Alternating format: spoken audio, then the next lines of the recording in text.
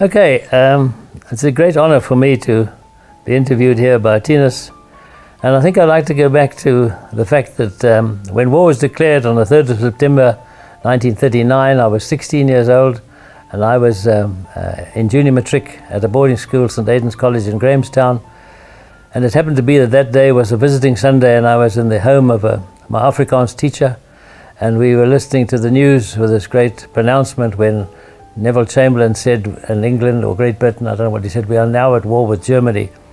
I can look back and remember it was quite a nostalgic thing even for me as a young schoolboy, and little did I think, of course, that ever I would be involved in that war. However, I matriculated the next year, 1940. I was still only 17 when I matriculated, so I turned 18 in the following June. Meantime, in that 41, my mother said, I'm going nowhere, so I went and worked, joined my dad's business. He was a jewelry business. He began in Durban in 1912. So I worked that year there, and at the end of the year, I said to my mom, I'm going to go flying now, and there was no argument about that. And I went to Squadron and said I wanted to fly aeroplanes. So they said, okay, and you have quite a business to get through there. You had, first of all, a very heavy medical, and you had to have a matric in those days. And then you were also quizzed by 3 guys who interviewed you to ask you different questions to think how you were thinking in those days. And then you had to do an aptitude test, which left quite a mark on me when I think how accurate they were with what they did. And you had to do I can't even hope to tell you what we did, all sorts of tests. But all those tests ended up by the fact that they thought, yes, I would be able to fly aeroplanes. And what's more, if I was going to fly them, I'd be better as a fighter pilot than as a bomber pilot. As it so transpired, I think I was very happy to be where I was on singles rather than on twins, but I'm not knocking the twins. So duly then I joined up and I spent 15 months at Littleton, which was a sort of a teaching ground. You went back to school there, but you also were taught discipline. We had many parades and physical fitness stuff, and they kept us busy. We did clay pigeon shooting. I was actually sent on a tank, on an armoured car course, and because I had a license, I ended up driving one of those armoured cars. This was at SWAT Corps also. I spent about 3 weeks on that, doing that. We were actually called out one night to quell a raid at the location of Barabastad, and that was an experience. And then one of our greatest experiences was to get onto gliding at a place called Kwaggapoort. And there we flew these amazing little things called an A-frame. It was literally a piece of wood shaped like an A with wings on the side of it. And it had, your instrument panel was a dowel stick standing up in front of you, and on the top of that dowel stick was a piece of wire wound round which worked out as your artificial horizon, and they adjusted that to the height so that was, you can know whether your planes were level. And hanging from that thing was a piece of ordinary white tape that the women used to put on cloth, dresses or whatever it is, and that was your airspeed indicator. And if that was hanging down, you were in trouble. So that had to be always flying into your face, and knew what it was. Then slowly you get pulled on a winch, and there you just learn to keep the wings straight by keeping the stick straight in the middle. Then they lift you off the ground, and you get a feeling of that. And eventually you get a full launch where you pull the stick back into your tummy, and you're now climbing up to probably, I think, about 500 or 600 to 700 feet. And at the top of that, the thing starts to bucket a bit. When it starts to bucket, you push the stick forward to level and pull the release, and you're now free, sitting up there at about 700-800 feet. And you had to do slowly you did circuits and landings. And from there I graduated onto a sailplane where you don't have a tape anymore. You had an airspeed indicator, and you're inside a cockpit. And I must have been in that thing for about 20 minutes. The most amazing experience. Eventually then, I got into flying school in beginning of these dates roughly in my head, I think about 19th of April 1943. And I did just over 2 months, I think it was, on Tiger Moths, about 70 hours on Tigers. And then we converted from Tigers onto Harvards. I think I did about 150 hours on Harvards, because when I got my wings on the 13th of November 1943, which was roughly 7 months of flying, I had done 250 hours. And I think it was at that stage where the real heroes of that war were made, the guys in England, because at that stage they were perhaps given an hour in a Spitfire and then sent off to go and fight and be shot at and fight back without any training other than what we'd learnt at flying school. But our training was only still beginning, because when I left that place I had a bit of leave, and then I joined a thing called 11 OTU, Operational Training Unit, where we flew Kitty Hawks. And I flew my first Kitty Hawk from SWAT Corps in about December, I think it was, 1943. And of course, when you fly those single engine planes, you don't have anybody holding your hand. For the first time you get in by yourself, and off you go. And so I did altogether 50 hours on Kitty Hawks, 2 weeks here, 2 weeks in Isipingo, where we used live ammunition, firing at a drogue out at sea, then back to more flying and formation flying and dive bombing and so on in Kitties. And all of this, incidentally, was training where you had to try and get inside on your turns to be able to shoot another guy down. It was all fun and games. There was nothing, there was no war involved, because that was one of the odd things about it. We were training to go into a war, and we were flying in beautiful sunshine, and everything was happy. Everybody was happy. There were no bombs or sirens going like they were in England. So a war was something, although we were training ostensibly to fight in this war, we knew nothing about a war. So at the end of that training now, I was then posted, I left Johannesburg on I think it was the 14th of March 1944, to go north to a place called Abasweer, North Africa, where I converted onto Spitfires. The first time I'd ever thought or heard about a Spitfire, really, I can be honest about that. So much has been talked about since those days, but in my life it was something new. And suddenly at Abasweer I was in a Spitfire, and learned to fly this thing also by yourself. You had nobody holding your hand. So we did about, I think about 30 hours on Spits in those days. And then when that was finished, we were flown across, had a bit of leave in Cairo. We were flown across to Italy, to Bari, where we waited now for a posting to a squadron. And I think I waited about a month there, also just killing time and not knowing exactly where we were going or what we were going to do. Then suddenly one day, I was posted onto 7-wing training flight. And that was now getting very serious, because you're getting really close to the line. 7-wing training flight was a flight school, a training flight just a few kilometers or miles in those days behind where the bomb line was. And there you were trained on actual how things worked in a squadron. And then suddenly one day we got a posting, Ken and I, a great friend of mine who eventually married my cousin, and we were both posted to 7-wing. And in 7-wing was where we found we were now part of 7-wing. There were 4 squadrons in 7-wing, 1, 2, 4 and 7, and we were posted to 4, and as far as we were concerned, that was the best squadron, and we were very happy to be there. And that first day you meet everybody, and everybody's very friendly.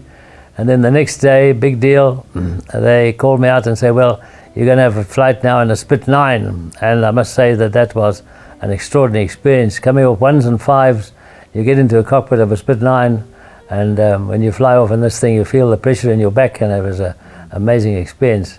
But so mean were they that they don't say go up for an hour and have fun. They gave me 30 minutes in this thing, which is nothing really.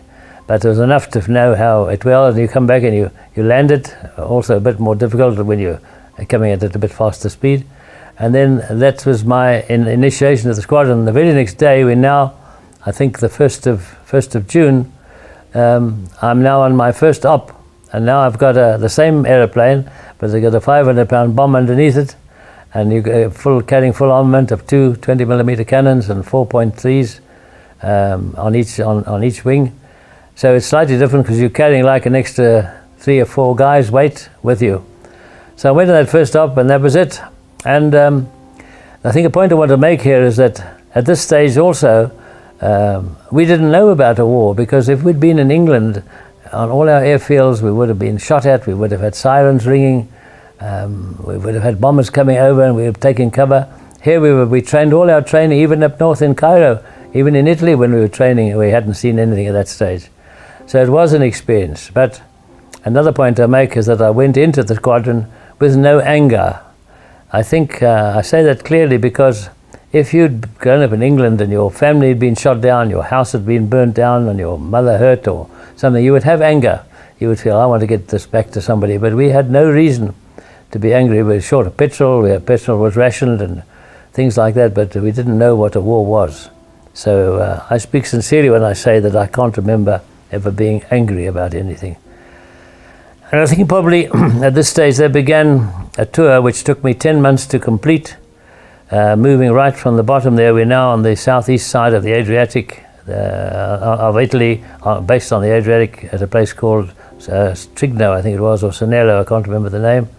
And slowly, by the time of 10 months came, I'd move right up through Italy to Ravenna, which is now up in the northeast coast, right at the top of the Adriatic.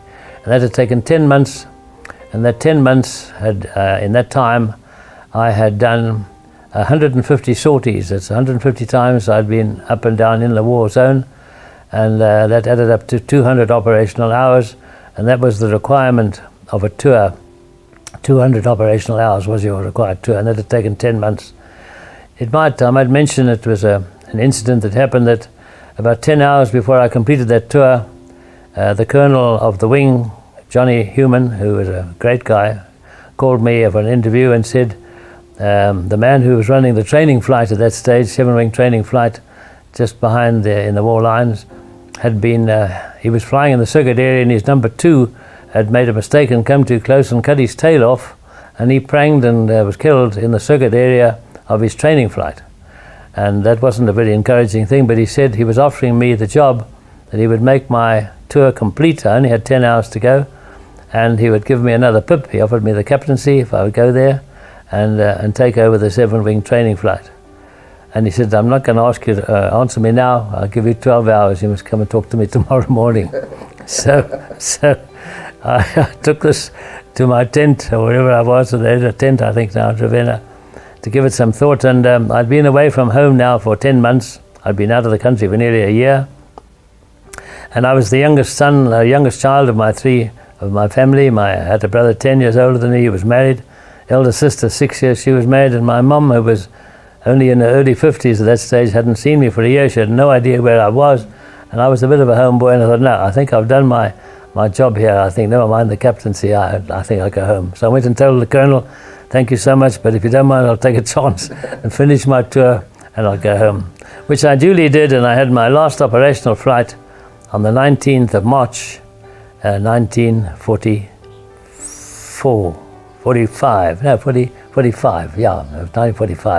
So I'd been 10 months in the squadron, and I don't remember flying home or anything like that. And that was really the end of my operations. The fact that I then converted onto twins and thought I might get a trip to England. I ended up as a second pilot on a DC-3 with only 30 hours in an Oxford training. Got into a DC-3 at midnight, and one night the captain met me, just shook my hand. He didn't ask for my experience. Nobody had asked me, have I been in the cockpit before? Have I ever seen it? I'd never seen the inside of this thing. And the only hours I had on twins was 30 miserable hours flying a trainer called an Oxford. And anyway, I tried a couple of takeoffs with this guy, assisted takeoffs, not very successful. And I was bored stiff with this whole thing. It's because you don't do any flying in those days. You sit in the cockpit with these 2 droning engines near you. And anyway, I went to Cairo and back.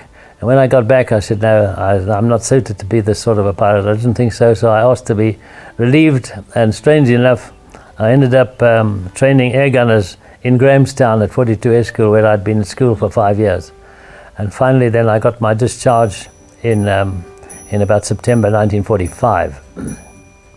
But a couple of interesting things I've said about no anger and all that, but it was quite an experience, because in those 10 months, 200 hours, we lost 25 Spitfires, which meant we'd lost 25 pilots. We didn't lose them every time. I think of those 25, I think 9 were killed. A lot of them bailed. Everybody bailed. The only way out of a Spitfire in those days was to bail. You couldn't crash land them with those 2 cannons. So everybody bailed out. Some were prisoners of war, some walked back, some we didn't know what happened to them. But it was quite a complement of pilots. In our squadron alone in those days was about under 30, 25 to 30. So we lost almost a complete complement of men in that period of time. But then there were also we were 4 squadrons at the wing, so I'm only talking about our squadron, all part of the wing. We did a couple of wing shows. One, we went up to Venice and bombed an island in there, which was an experience. We took, I think, about 36 airplanes, and I've never seen so much flak in my life as they threw at us that day.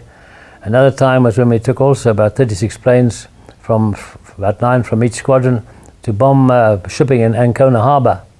And that also, flying down there to release a bomb, you're going through a barrage of stuff, and you can't believe that none of that stuff hits you. We had one aeroplane that was badly damaged, but he limped home and got down, but we could have lost a lot of people that day. But that's how it was. An interesting thing was that I've been asked, I don't know if I'm talking too quickly, I always do. Perfect. I've been asked many times, were you scared and did you pray? An interesting question, how to answer that. I think scared, as I see it, remember, this is my opinion, you could have 10 different people have 10 different stories about this. I see it, I'm scared of things that I don't know, I don't understand. Like in the movies, you see sometimes these movies where it's dark and the wind is blowing and the shutters are banging and there's houses in the trees and you've got to keep upside and walk in the front door, climb over the steps and the doors are banging and everything. There I would be frightened because it's an unknown thing. I know nothing about where I'm going. But having been up on ops once or twice or 2 or 3 times, when they start shooting at you, you know exactly where you're going, you know exactly what's happening. It's just a matter of, well, is it luck, is it my turn or what? But you can't be scared about it. So I'm apprehensive, yes, but not scared. Apprehensive and always keyed up. The other answer was, people say, did you pray? Well, I would say that anybody who says in a war situation they don't pray is not telling you the truth, because in your own way, however you've been brought up, and I'd been brought up in a faith, and God was certainly in my life, all my life, and still is, and I say that with pride, that certainly it's nice to have a feeling to be able to pray to a God somewhere. But then what struck me on those early days when I was figuring out how to pray, I'm sitting there in the Spitfire with a 500-pound bomb under my belly, 2 cannon and 4 machine guns on the side here, and I'm a weapon of destruction. And I'm on my way across now to go and take damage to somebody. And I'm going to sit in my plane there and say, oh dear God, please help me. I'm going there, I don't want to hurt anybody, I don't want to be hurt today, so you're asking for peace for yourself. Meantime, 20 minutes flying time away, there's a few guys on the other side in a different language saying, please God, those guys are coming across in that Spitfire again today, please don't let them hurt me. So you wonder what sort of a wonderful man this God is, that he knows where and how to answer all the prayers that he gets from everybody all day. If you just have to think about from that angle. So I don't say this was a clever thing that I figured out, but when you were flying and you have an instructor in behind you and you're in front, your communication with one another is, if his name, let's say he's a captain, the captain would say to me, John, okay John, you've got it. And I answer him, yes sir, I've got it. Then when I fly it a bit, when he wants it back, I say, okay sir, you've got it. And he says, okay John, I've got it. So you're communicating, you know exactly who's flying this thing. So when we took off on channel A, I think on the ground, we could all talk to everybody in the whole aerodrome together on that same channel. But when we climbed up and set course on an operation, we switched over to channel C for Charlie. And whenever I hit the channel C for Charlie button, I just said simply, okay Lord, you've got it. That meant that as far as I was concerned, he must take control. I'm in his hands, and that was the only way that I prayed. And it's still the way probably I use today. So just to finish off then, there was no anger, frightened, no, apprehensive, yes, prayed, yes. And I'm very honored, in fact, that now here, 3 weeks off 90, I can still sit here and talk about those days. The tank one is just an interesting story because it shows how the sort of the way we operated in those days. We had these close support shows which we called Rover Joe or Rover Paddy, and we were briefed on the ground in our ops office that they'd had a call through from the army. No cell phones, of course, in those days. I don't know if it was done by wireless or however they did communicate, but we'd be told that there's a bridge or a house or a problem somewhere up there that's giving them problem, and they need somebody to come and sort this problem out, drop a bomb on it or what. And this was we were quite good at this for Squadron, and this was our forte, was doing close support. We're sometimes working as close as 200 meters from our own troops, so we've always warned, don't bomb short and sort of thing. So I was leading the show this day, and the weather had been terrible. We'd been a lot of rain and mud and sludge, and the whole area was messy, and we had this report to go and report over Paddy or over Joe. And when I got over there, this guy was saying that there's a tank in that far corner. He gave me a map reference, and you try and pick it up on your map and pick it up on the ground, and we got 4 other guys or 5 other guys. I don't remember, we were 6 or 4. We went up often in 4s or in 6s, but I was leading the show. And I had to find it first of all, and the others are listening also to this, so we're all looking where it is. And eventually I found out what had to be the target, and we pointed it out so we knew where we were going. And we duly dropped our bombs on this thing and blew the thing up. And when we got back to the airdrome, we'd already had a report back from the army, "Thank you very much, you've taken the tank out." So that was a wonderful story, in as much as we had a feedback that we'd done. In the meantime, of course, we're not doing this with the beautiful sunlight. We're being shot at all the time of different flak from different angles. Because flak was our big problem. We didn't have aircraft in those days to fight against, but we had a lot of flak, and it didn't need much more than a fingernail size to go through your glycol tank, and you had 20 minutes to get out when the glycol leaked out. So that's just an interesting story, a factual thing, and it was wonderful to read that in a book. I picked that up in this Eagles Victorious. I found my name, and there in the back, and looked up the reference, and they referred to this tank episode. They said taken out by a 4 Squadron led by John Martin, and I went straight to my logbook and found it on the 3rd of January 1945. So it was nice to see how factual that was. Okay, that's just an interesting story.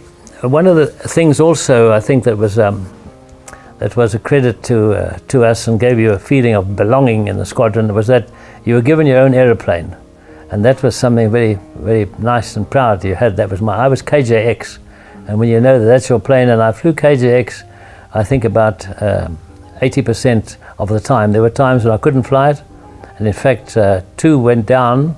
One on a takeoff one day, there was suddenly a wild explosion front of the engine, and the thing poured black smoke into the cockpit and everything, and I was only about 20 feet off the ground. So the undercart was up, so I just climbed for height and thought I might have to get out. And then the smoke cleared, and I obviously had to go back and land it, because I couldn't go away on an operation with that messy noise and everything. I threw the bomb into the sea. I did not fuse, so it would have just gone down and not harm. Came back and landed it, and they discovered that I'd blown a cylinder head on this thing. And then that plane was grounded, and 3 days later I had to fly it out, and we threw it away and left it at some other airport, I think at Perugia somewhere. Then the other one was this Tony Harris story that I'll tell you about. Tony Harris, he was a famous Springbok, a double Springbok. He must have been about 5 years or 6 years old, about older than me, because he was the only married man in our squadron at that time, because we didn't have married guys, had single guys. And he'd been my instructor at Vereeniging, and we were very pally. As a man, we just got on well together as friends, and my last training flight was with him when I'd been approved my wings and everything, and we shook hands, and at that stage I'd met his wife Betty socially and all that. And then one day, and I said goodbye to him one day, it must be about 8 or 9 months later, he arrived in my squadron. I was quite senior now in the squadron. I was still a lieutenant, he was a captain. And I don't know whether he was asked or whether he saw me or what, or he said, "Do you know anybody?" But he ended up flying and sharing my airplane. So it's a privilege for me to fly with him, but although I'm a lieutenant, I'm senior to him in experience in the squadron, so he had second call on my plane. I had first call always. And I was supposed to fly on the next morning, whatever day that it was, it's not in my head, to Yugoslavia. We didn't like that Yugoslavia trip because it was single engine across the Adriatic. Took you a good 40 minutes or so across the Adriatic with that water down below, which was very cold.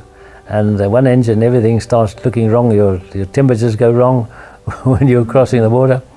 So that's okay, but we did it. And then they called me up and said, "No, we want to do a dusk patrol," because 2 nights before they'd come across and done a bit of damage at Forley, and 4th Squadron were asked to send up a dusk patrol in case these guys came back.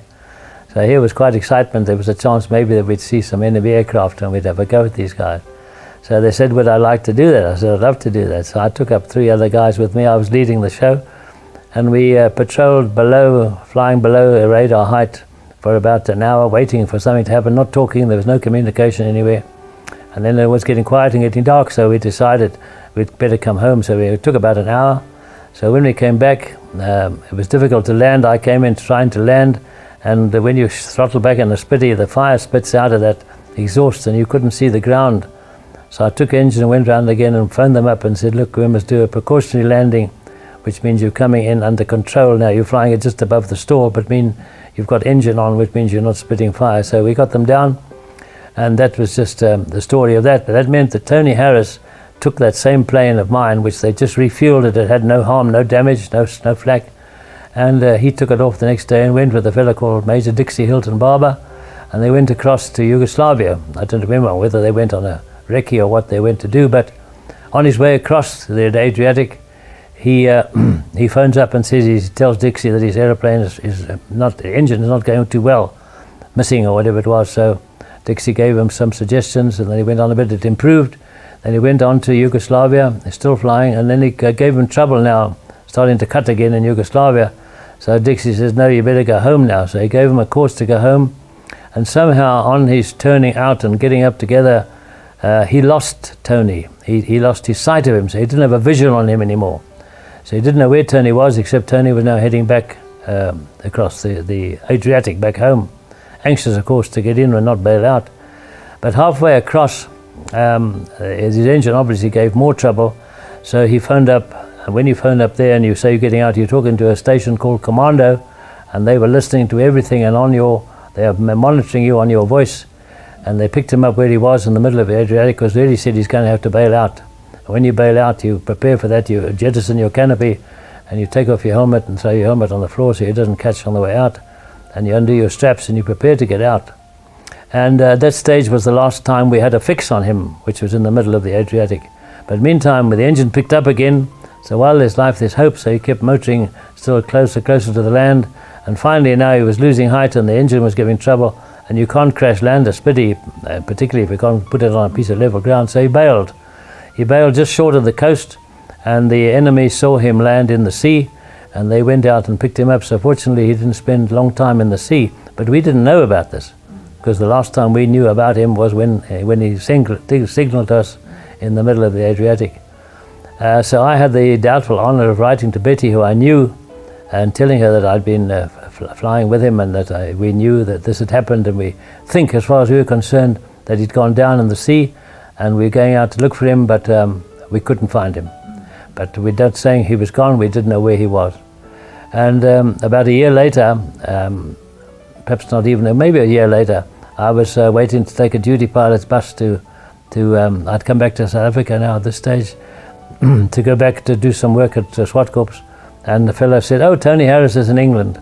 They'd found him as a prisoner of war in England now. So much joy, and only 3 weeks ago, I keep in touch with Betty by phone, and only 2 days ago, we're now in the early May, did I phone Betty just to see how she was, and she's pleased to hear from me. So I keep in touch with his wife, but he's been gone for quite a while now.